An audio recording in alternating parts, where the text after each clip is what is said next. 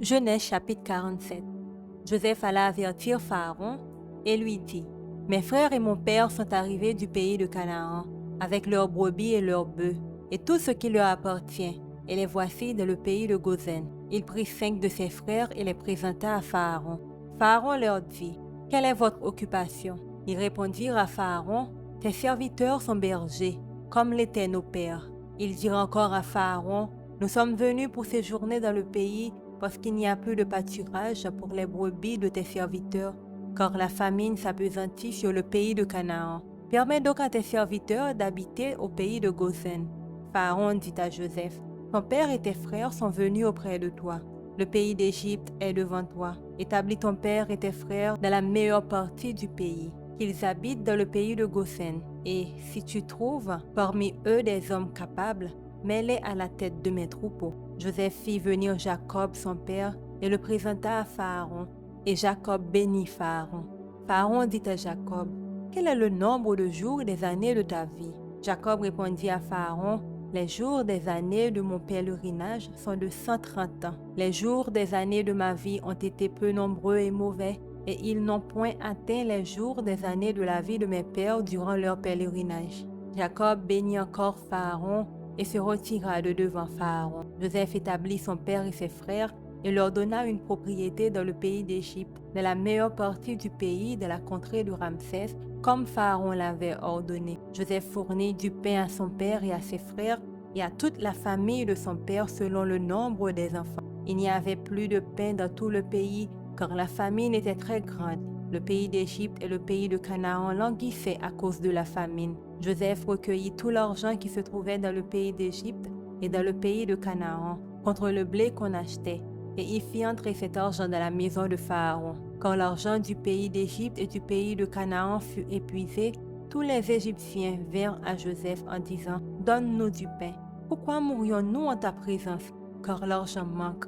Joseph dit, « Donnez vos troupeaux, et je vous donnerai du pain contre vos troupeaux si l'argent manque. » Ils amenèrent leurs troupeaux à Joseph, et Joseph leur donna du pain contre les chevaux, contre les troupeaux de brebis et de bœufs, et contre les ânes. Il leur fournit ainsi du pain cette année-là contre tous leurs troupeaux. Lorsque cette année fut écoulée, ils vinrent à Joseph l'année suivante et lui dirent, « Nous ne cacherons point à mon Seigneur que l'argent est épuisé et que les troupeaux de bétail ont été amenés à mon Seigneur. Il ne reste devant mon Seigneur que nos corps et nos terres. Pourquoi mourions-nous sous tes yeux, nous et nos terres?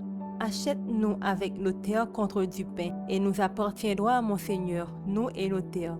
Donne-nous de quoi semer, afin que nous vivions et que nous ne mourions pas, et que nos terres ne soient pas désolées. » Joseph acheta toutes les terres de l'Égypte pour Pharaon, car les Égyptiens vendirent chacun leur champ, parce que la famine les pressait, et le pays devint la propriété de Pharaon.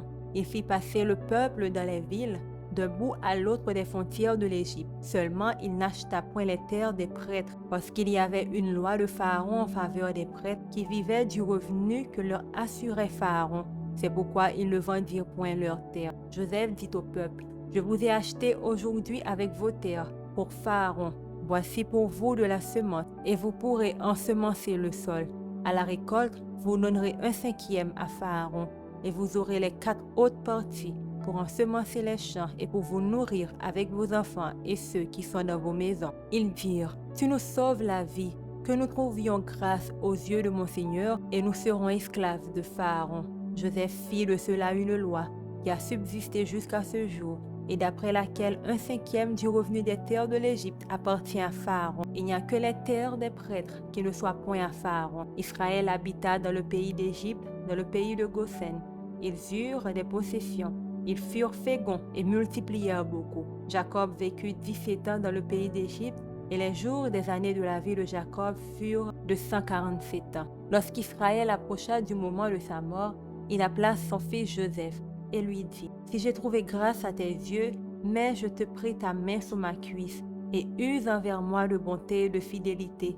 Ne m'enterre pas en Égypte. Quand je serai couché avec mes pères, tu me transporteras hors de l'Égypte et tu m'enterreras dans leur sépulcre. » Joseph répondit, « Je ferai selon ta parole. » Jacob dit, « Jure-le-moi. » Et Joseph le lui jura. Puis Israël se prosterna sur le chevet de son lit. Chapitre 48. Après ces choses, l'on vint dire à Joseph, voici ton père est malade.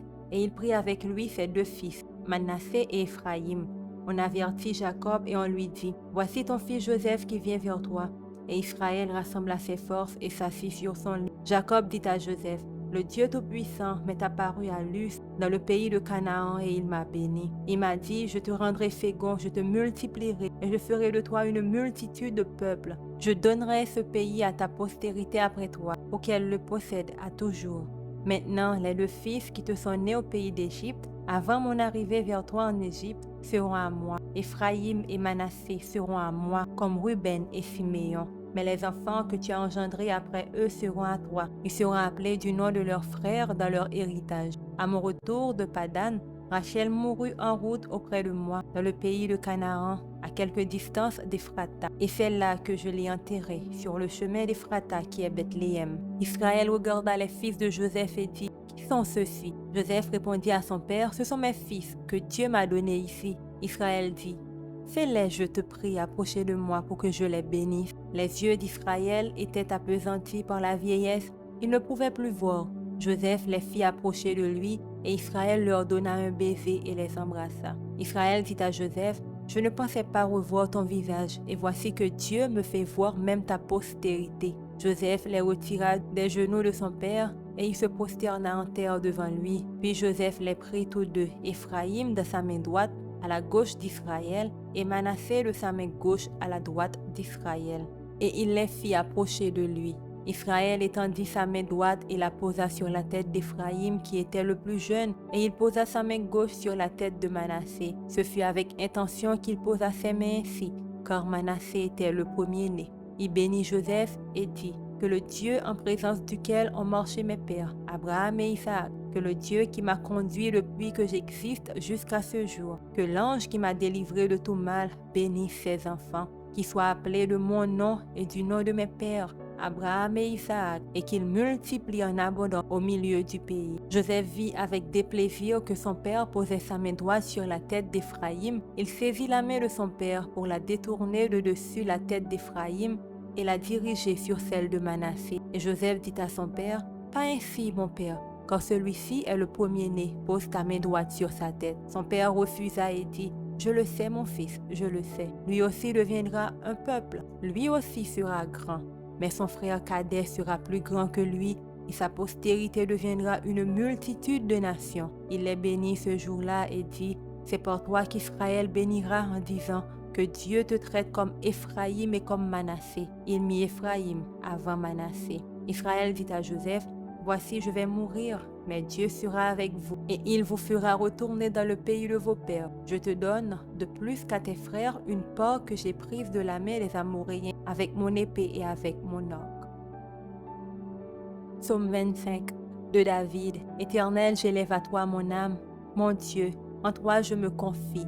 Que je ne sois pas couvert de honte, que mes ennemis ne se réjouissent pas à mon sujet. Tous ceux qui espèrent en toi ne seront point confondus. Ceux-là seront confondus qui sont infidèles sans cause. Éternel, fais-moi connaître tes voies, enseigne-moi tes sentiers, conduis-moi dans ta vérité, instruis-moi, car tu es le Dieu de mon salut. Tu es toujours mon espérance. Éternel, souviens-toi de ta miséricorde et de ta bonté, car elles sont éternelles. Ne te souviens pas des fautes de ma jeunesse ni de mes transgressions. Souviens-toi de moi selon ta miséricorde, à cause de ta bonté, ô Éternel. L'Éternel est bon et droit, c'est pourquoi il montre aux pécheurs la voie. Il conduit les humbles dans la justice, il enseigne aux humbles sa voie. Tous les sentiers de l'Éternel sont miséricorde et fidélité pour ceux qui gardent son alliance et ses commandements. C'est à cause de ton nom, ô Éternel, que tu pardonneras mon iniquité, car elle est grande. Quel est l'homme qui craint l'Éternel? L'Éternel lui montre la voie qu'il doit choisir. Son âme reposera dans le bonheur et sa postérité possédera le pays. L'amitié de l'Éternel est pour ceux qui le craignent et son alliance leur donne instruction. Je tourne constamment les yeux vers l'Éternel car il fera sortir mes pieds du filet. Regarde-moi et aie pitié de moi, car je suis abandonné et malheureux. Les angoisses de mon cœur augmentent. Tire-moi de ma détresse. Vois ma misère et ma peine et pardonne tous mes péchés. Vois combien mes ennemis sont nombreux. et de quelle haine violente ils me poursuivent. Garde mon âme et sauve-moi, que je ne sois pas confus quand je cherche auprès de toi mon refuge. Que l'innocence et la droiture me protègent quand je mets en toi mon espérance. Ô Dieu, délivre Israël de toutes ses détresses. Amen. Galates chapitre 3. Ô Galates, dépourvus de sens, qui vous a fasciné, vous, aux yeux de qui Jésus a été peint comme crucifié. Voici seulement ce que je veux apprendre de vous. Est-ce par les œuvres de la loi que vous avez reçu l'Esprit ou par la prédication de la foi? Êtes-vous tellement dépourvus de sens? Après avoir commencé par l'Esprit, voulez-vous maintenant finir par la chair? Avez-vous tant souffert en vain, si toutefois c'est en vain? Celui qui vous accorde l'Esprit et qui opère des miracles parmi vous, le fait-il donc par les œuvres de la loi ou par la prédication de la foi, comme Abraham crut à Dieu et que cela lui fut imputé à justice? Reconnaissez donc que ce sont ceux qui ont la foi qui sont fils d'Abraham. Ainsi l'Écriture, prévoyant que Dieu justifierait les païens par la foi, a d'avance annoncé cette bonne nouvelle à Abraham. Toutes les nations seront bénies en toi, de sorte que ceux qui croient sont bénis avec Abraham le croyant. Car tous ceux qui s'attachent aux œuvres de la loi sont sous la malédiction, car il est écrit « Maudit est quiconque n'observe pas tout ce qui est écrit dans le livre de la loi et ne le met pas en pratique, et que nul ne soit justifié devant Dieu par la loi. Cela est évident, puisqu'il est dit « Le juste vivra par la foi ». Or, la loi ne procède pas de la foi, mais elle dit « Celui qui mettra ces choses en pratique vivra par elles ». Christ nous a rachetés de la malédiction de la loi, étant devenu malédiction pour nous, car il est écrit « Maudit est quiconque est pendu au bois », afin que la bénédiction d'Abraham eût pour les païens son accomplissement en Jésus-Christ et que nous reçussions par la foi l'Esprit qui avait été promis. Frères, je parle à la manière des hommes.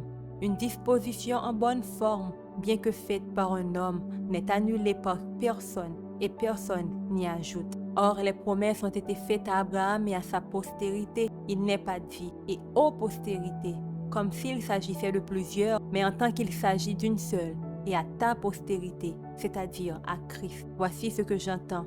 Une disposition que Dieu a confirmée antérieurement ne peut pas être annulée, et ainsi la promesse rendue vaine par la loi survenue 430 ans plus tard. Car si l'héritage venait de la loi, il ne viendrait plus de la promesse. Or, c'est par la promesse que Dieu a fait à Abraham ce don de sa grâce. Pourquoi donc la loi? Elle a été donnée ensuite à cause des transgressions, jusqu'à ce que vint la postérité à qui la promesse avait été faite. Elle a été promulguée par des anges au moyen de médiateurs.